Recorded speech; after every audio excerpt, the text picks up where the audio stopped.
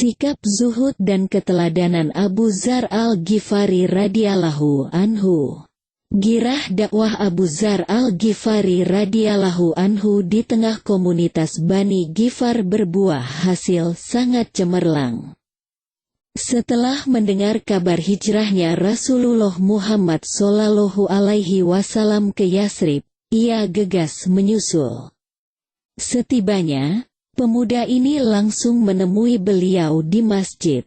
Lantas sejak itu ia berkhidmat sebagai pelayan Nabi dan tinggal di Masjid Nabawi. Suatu ketika Abu Dzar menawarkan diri untuk diamanahi sebuah jabatan di pemerintahan. Sebagai tanggapan, Rasulullah memberinya gambaran apa itu jabatan.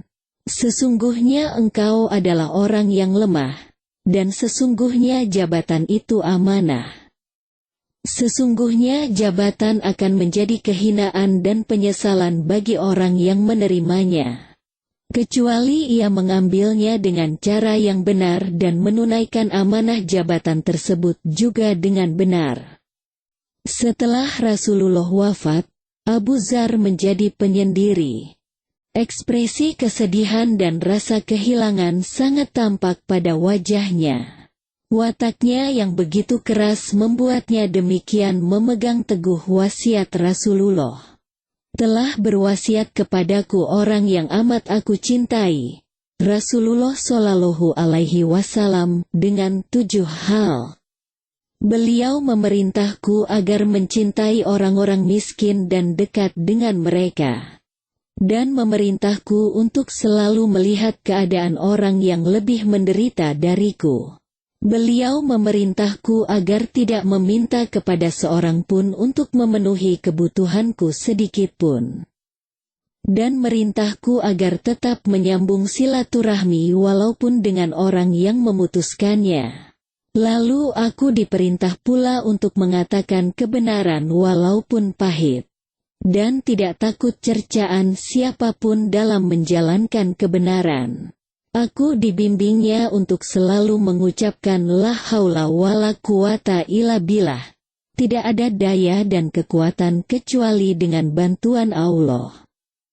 Karena kalimat ini adalah simpanan perbendaharaan yang diletakkan di bawah arsy Allah. Hadis riwayat Imam Ahmad di kitab Sahih beliau. Di kalangan sahabat, Abu Dzar merupakan seorang yang memiliki pendapat nyeleneh dan begitu kuat pendiriannya. Baginya, menyimpan harta yang lebih dari keperluan adalah haram. Sementara mayoritas sahabat berpendapat boleh menyimpan harta dengan syarat sudah ditunaikan zakatnya. Suatu ketika Abu Dzar mendatangi sebuah halakoh di Madinah.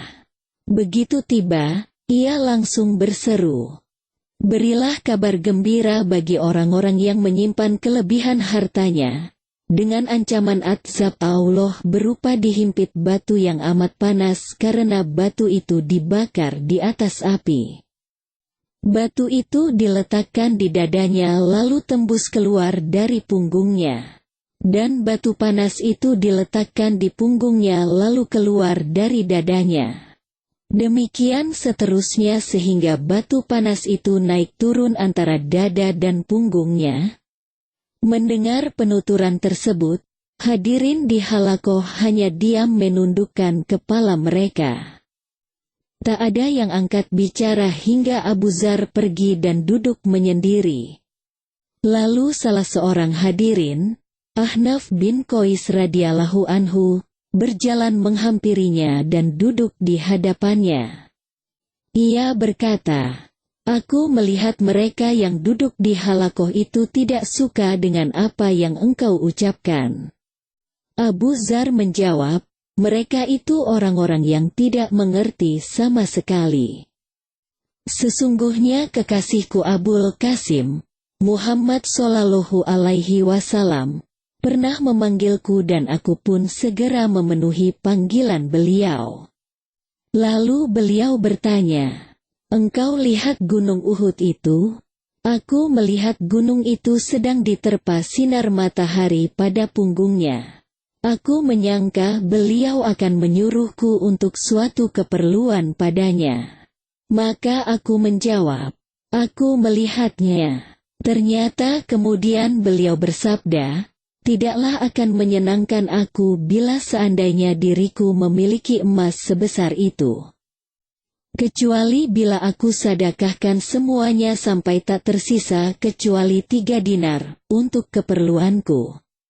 Tetapi kenyataannya mereka selalu mengumpulkan harta benda dunia.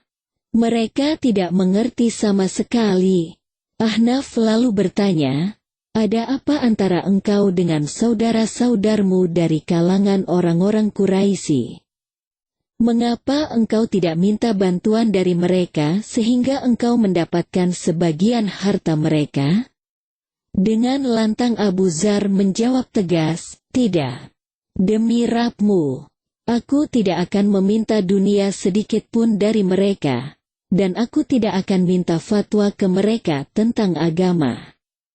Sampai aku mati bergabung dengan Allah dan Rasul-Nya. Watak keras Abu Dzar sampai mendorongnya menjauh dari para sahabat yang strata ekonominya lebih dari cukup karena memegang jabatan di pemerintahan. Suatu hari Abu Musa al-Asy'ari radhiyallahu anhu berkunjung ke Madinah. Sesampainya, ia langsung menemui Abu Dzar.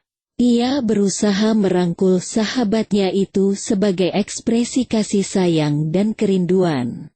Tapi, menjauhlah engkau dariku, seru Abu Dzar. Abu Musa menyapa, marhaban, wahai saudaraku. Abu Dzar berseru sambil mendorongnya, aku bukan saudaramu. Memang aku saudaramu, tapi itu dulu. Sebelum engkau menduduki jabatan di pemerintahan. Setelah kejadian itu, giliran Abu Hurairah yang datang. Ia melakukan hal yang sama dengan Abu Musa. Namun, menjauhlah engkau dariku. Apakah engkau menduduki suatu jabatan di pemerintahan? Abu Hurairah menjawab, ya, aku memegang jabatan dalam pemerintahan. Abu Dzar bertanya lagi, apakah engkau berlomba-lomba membangun bangunan yang tinggi, atau membuka lahan pertanian atau hewan peliharaan? Tidak, jawab Abu Hurairah. Dengan ekspresi lega dan gembira, Abu Dzar berucap, kalau begitu engkau saudaraku, engkau saudaraku. Oleh karena kekakuan sikapnya, Abu Dzar menjadi orang yang terasing. Saat ia tinggal di Syam, Muawiyah bin Abi Sufyan merasa tidak nyaman dibuatnya. Ia lalu memohon kepada Khalifah Utsman bin Affan untuk memanggil Abu Dzar ke Madinah. Utsman pun memenuhi permintaan Muawiyah, dan pulanglah lelaki Ghifar ini ke Madinah. Sesampainya, Abu Dzar segera menghadap Khalifah. Di sana, ia ditawari untuk menjadi orang dekat Amirul Mukminin, Khalifah Utsman. Namun apa jawabannya? Ia tak mau, ia benci dengan jabatan. Ia malah minta izin untuk tinggal di daerah perbukitan luar kota yang tiada penghuninya. Wahai Amirul Mukminin, aku tidak suka dengan posisi itu. Izinkanlah aku tinggal di Rabazah saja, pintanya. Paham akan sifat Abu Dzar, Utsman mengabulkan permintaannya. Sebagai pemimpin negara yang bijak dan mengerti hak rakyat, ia bermaksud membekalinya beberapa ekor ternak dan budak. Namun lagi-lagi pria mantan perampok ini menolaknya. Cukuplah bagilu beberapa ekor ternak milik sendiri, ucapnya. Abu Dzar segera berangkat ke Rabazah. Ia rela mengasingkan diri di sana karena sadar bahwa kebanyakan orang merasa tidak nyaman dengan sikap dan pendapatnya. Dan ia pun tidak suka dengan pemikiran dan kehidupan kebanyakan orang. Ia tinggal di sana ditemani anak perempuan dan budak wanitanya yang hitam dan tak rupawan. Budak itu pun lalu dimerdekakan dan dinikahinya. Hari-harinya ia habiskan untuk berzikir dan membaca Al-Quran. Sesekali ia masih turun gunung ke Madinah karena takut tergolong orang yang kembali menjadi Baduy setelah hijrah. Hal yang dilarang oleh Rasulullah Shallallahu Alaihi Wasallam. Suatu hari saat berkunjung ke Madinah, Abu Dzar menyempatkan diri menghadap khalifah.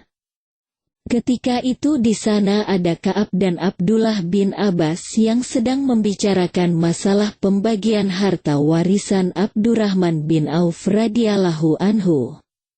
Utsman bertanya kepada Ka'ab, "Wahai Abu Ishaq, bagaimana menurut pendapatmu tentang harta yang sudah ditunaikan zakatnya? Apakah ia akan menjadi malapetaka bagi yang mengumpulkannya?" Ka'ab menjawab, "Bila harta itu telah ditunaikan zakatnya, maka tidak mengapa." Mendengar jawaban itu, Abu Dzar bangkit dan memukul Ka'ab dengan tongkatnya hingga terluka, seraya berseru, "Wahai anak dari perempuan Yahudi, engkau menganggap tidak ada masalah lagi bila harta sudah ditunaikan zakatnya. Padahal Allah telah berfirman." Ia membacakan surat Al-Hasr ayat 9, surah Al-Insan ayat 8. Dan beberapa ayat lain yang dijadikannya dalil atas pendapatnya bahwa seseorang dianggap belum menunaikan kewajiban atas hartanya selama belum menghabiskannya untuk bersedekah dan menyisakannya sebatas untuk keperluan mendesak bagi diri dan keluarganya. Menyaksikan peristiwa tersebut, Utsman sebagai kepala negara berusaha melakukan tindakan yang bijaksana. Ia menegur Abu Dzar dan meminta Ka'ab memaafkan tindakan saudaranya dan tidak menuntut qisas. "Takutlah engkau kepada Allah, wahai Abu Dzar. Tahanlah tanganmu dari perbuatan itu. Dan tahanlah lisanmu dari ucapan sekeras itu kepada saudaramu." Dengan rasa kecewa dan marah Abu Dzar kembali ke Rabazah. Sejak itu ia semakin suka menyendiri dan semakin rindu untuk segera bertemu Allah dan Rasul-Nya. Singkat cerita, satu ketika ia sakit. Tiada seorang pun di Madinah mendapati kabar bahwa pria Ghifar itu sakit. Kala itu tahun 32 Hijriah. Ia hanya ditemani istri dan putrinya. Sakitnya semakin parah dan sepertinya ajalnya sudah dekat. Menyaksikan hal itu, istrinya menangis. "Mengapa engkau menangis?" tanya Abu Dzar. "Aku menangis karena engkau akan meninggal ketika aku tidak punya kain kafan untuk membungkus jenazahmu." "Jangan engkau menangis. Aku telah mendengar Rasulullah bersabda, sungguh salah seorang dari kalian akan meninggal di padang pasir dan disaksikan oleh sekelompok kaum mukminin." Saat ini, orang yang waktu itu mendengarkan sabda beliau hanya tinggal aku yang masih hidup. Maka sudah pasti yang beliau maksud itu adalah aku. Maka tengoklah ke jalan. Nanti akan ada sekelompok orang yang Nabi kabarkan itu. Bagaimana mungkin, sedangkan musim haji telah lewat? Abu Dzar meyakinkan istrinya. Tengoklah jalan, tiba-tiba tampak dari kejauhan serombongan kafilah bergerak ke arah Rabazah. Lega rasanya hati istri Abu Dzar. Sesampai rombongan tersebut di depannya, wanita itu berkata, "Di sini ada seorang pria muslim sedang sakaratul maut. Saya mohon kalian berkenan mengafaninya karena kami tak punya kain untuk itu. Semoga Allah membalas kalian dengan pahalanya."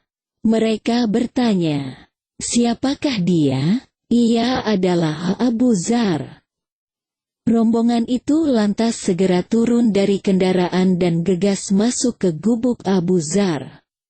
Mereka mendapati lelaki zuhud itu sedang terkulai lemas di tempat tidurnya. Bergembiralah kalian, karena kalianlah yang diberitakan Nabi sebagai sekelompok kaum mukminin yang menyaksikan saat kematianku. Kalian menyaksikan bagaimana keadaanku hari ini? Seandainya jubahku cukup sebagai kafan, niscaya aku minta dikafani dengannya. Aku memohon kepada kalian dengan nama Allah, hendaknya jangan ada yang mengafani jenazahku nanti seorang pun dari kalian, yang pernah menjabat di pemerintahan. Tokoh masyarakat, atau utusan pemerintah untuk satu urusan, Abu Dzar bicara dengan nada lemah. Ternyata dalam rombongan itu hanya ada satu orang yang memenuhi syarat.